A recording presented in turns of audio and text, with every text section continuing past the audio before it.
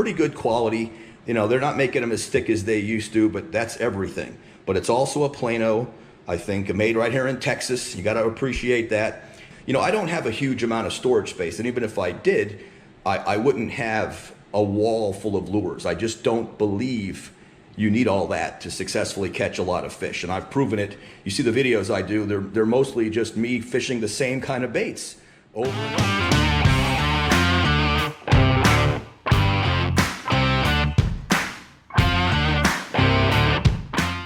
Hey guys, welcome back to another one. Now, that was just fun, Mike. I hope you don't mind. I thought that'd be pretty funny because I like my tackle wall. And yeah, I probably don't use everything on it, but I still kind of just like having it. Anyway, so I went out fishing today to record a video for you guys, and I knew the weather was going to be a little off, you know, from the get-go. So I brought my Ned rig box, which I guess, hold on, my Ned rig box with me. And that was working. I caught 3, I believe, on the Ned rig. Second cast, right? There we go. Z-Man TRD. Busted in the first dink of the day. Oop, hit it on the way up. I was just thinking to myself, abandon that cast. But on the way up, we got ourselves dink number 2 for the day. Thanks for eating, buddy. Thank you, Ned Rig. Thanks. I know this canal, I don't know if it shows up on camera, right here past, like right where I'm standing, it drops pretty steep. So I figured I'd drop one straight down and see if that did anything, and so far, yeah. That's 2 Ned Rig fish. 2. That's probably not a great idea, but see a bunch of action over there.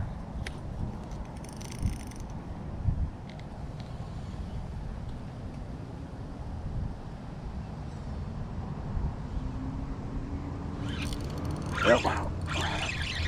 All right, well, I guess it wasn't that bad of an idea. Nope, I want them to stay down. That's the idea. Not a huge one. Might be the biggest of the day. Oh, definitely the biggest of the day.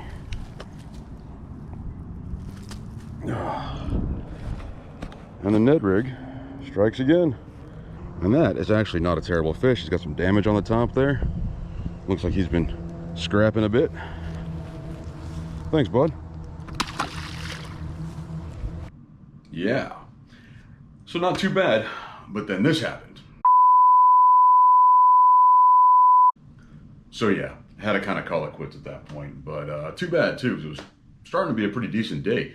Those weren't bad dinks for a Ned Rig, but anyway, had to call that quits. So I figured I'd come back to the house and think of something. And what I thought of, a couple of you have actually asked me about my tackle bag.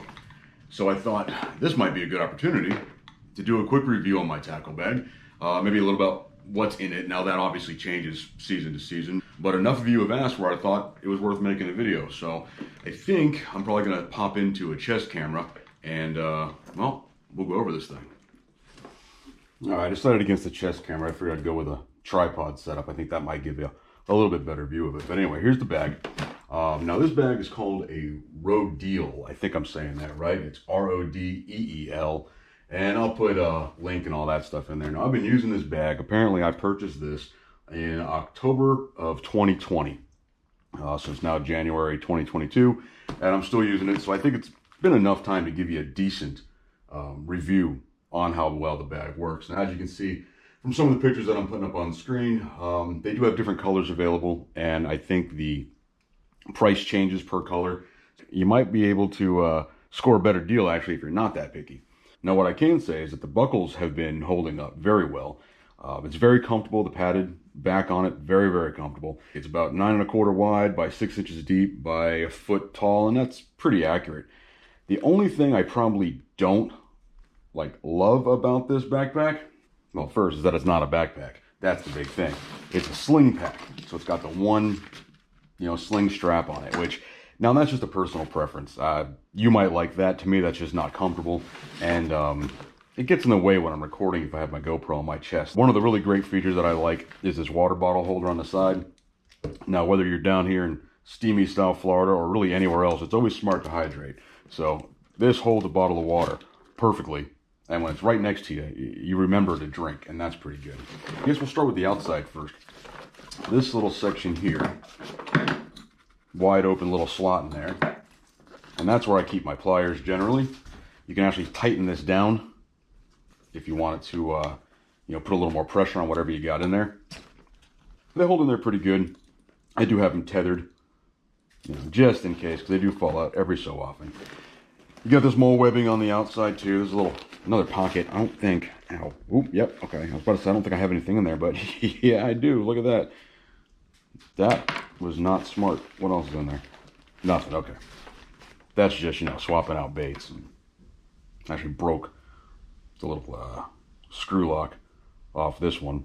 So, instead of throwing it on the ground, you put it in your backpack and completely forget about it and stab yourself with it.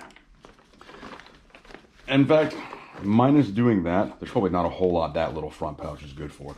But I like these little mole webs. That's where I keep my scissors, again, tethered, because you never know. And that pretty much, I think, oh wait, nope, I lied. I was going to say it covers the outside, but it doesn't.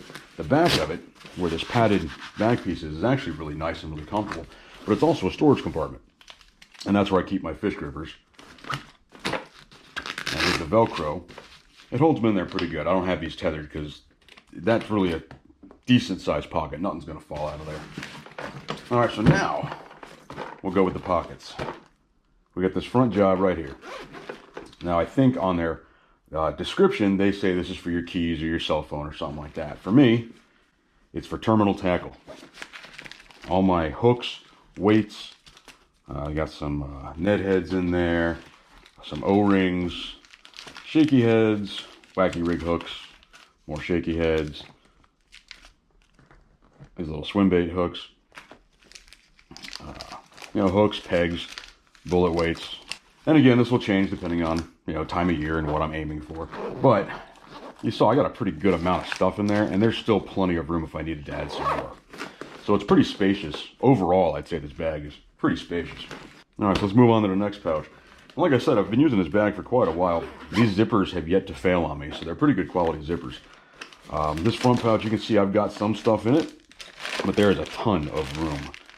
What do I have in it? Okay, I got some of these little swim baits, some of the paddle tail swim baits from Zoom, some stick worms in a variety, and I never leave the house without some divine shaky worms. And if we dig a little deeper, there's actually more pockets on the inside of this. This little mesh pocket, which I really haven't found much of a use for. And then there's another pocket back here. Let's see if you can see that. And that's where I keep little things like this wacky rig tool. And I always forget that it's in there, actually. But, these 6 cents baits come in like their little clamshells, and they're slightly larger than, your bag of stick worms. Still has plenty of room for them. 1, 2, 3, 4. I got 5 bags of plastics in there now. And I could very easily put another 5 just in that pouch alone. Okay, next one's going to be the big pouch, or the big pocket, on the inside.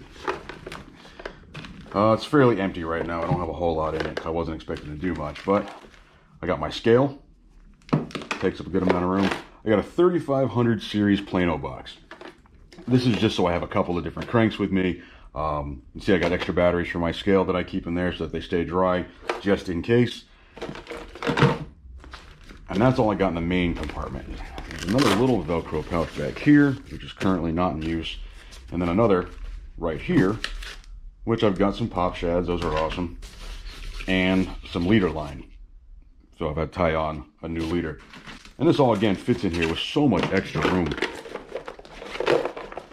That box actually will turn that way, if it gives you an idea of how big it is.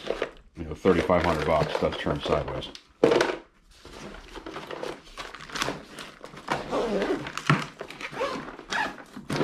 And if there's any bigger baits or anything else that I want to put in here, I mean, really, you can stuff a lot in here. There's 2 packs of big 13 fishing baits, right? The third. Then there's some 6 cents baits, all in these big clamshell packages. So that's like 1, 2, 3, 4, 5. That's 6 things in clamshells. Yeah, that's going to close no problem, and I can easily stack a whole lot more in there. So, definitely a spacious bag. All right, guys, so that's pretty much it. That's my review as I drop my scale on the bank bag that I carry. Now, again, I showed you how all the pockets hold a lot of stuff, and that is pretty great. I told you how comfortable it was. This padding on the back really does a good job. So I wear this thing. When I go out fishing, I'm out there for hours, and usually I'll throw it over my shoulder, put it down when I get to a spot, pick it back up. And as long as I've been using it, nothing is torn on it. This holding strap here, handle strap, still nice and strong. No tearing at the seams or anything. It seems to be really well built, quality made. For a brand that I'm not familiar with, I've gone through, you know what, here, hold on, I'll show you. Okay, so this monster, I can't even get it in frame. This big old bad boy. This is my old bank fishing pack, and this thing is awesome. I mean, I still take this camping with me sometimes, and this is also, God, this has to be 8 to 10 years old. This thing has been through some stuff, and it's still in great shape, but it's huge, and it holds way more gear than I would need just hitting the banks, running up and down these canals. And I've used the, you know, like the regular hard Plano boxes and the soft-sided boxes, and I've got still all of them down here, and sometimes I even just use something like this, these little 6 cents bait bags. If I know I'm just going frogging or something, all my frogs are in here, you know, ready to roll.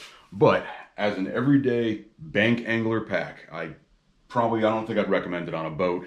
I'm sure you have much better storage options if you're on a boat. But if you're just hitting the banks, pond hopping, canals like I fish, or lakes or ponds, or even streams, because it does not take up a lot of space. It really holds tight to your body. It's really a decent pack, and for 30 bucks, yeah, I don't know about you, but I've wasted more on less. So overall, you know, thumbs up. I like it. The biggest issues I got with it, again, is the fact that it's a sling pack, and that's just personal preference. I absolutely hate that. And something I forgot to mention, it did come with another like pouch that connected to it that apparently you're supposed to put your rod in and carry it with you on your back, sticking 7 feet up in the air. Yeah, that wasn't going to happen. So I got rid of that, I think, day one. I really found no use for it. So if you're in the market for a pretty decent backpack for hitting the bank, I got to say, give this one a shot. I don't think you'll be disappointed. It's worth it. Thank you guys very much for checking out another video. I really do appreciate it. Do me a favor, obviously, like, comment, subscribe, all that good stuff. And I'll see y'all on the next one.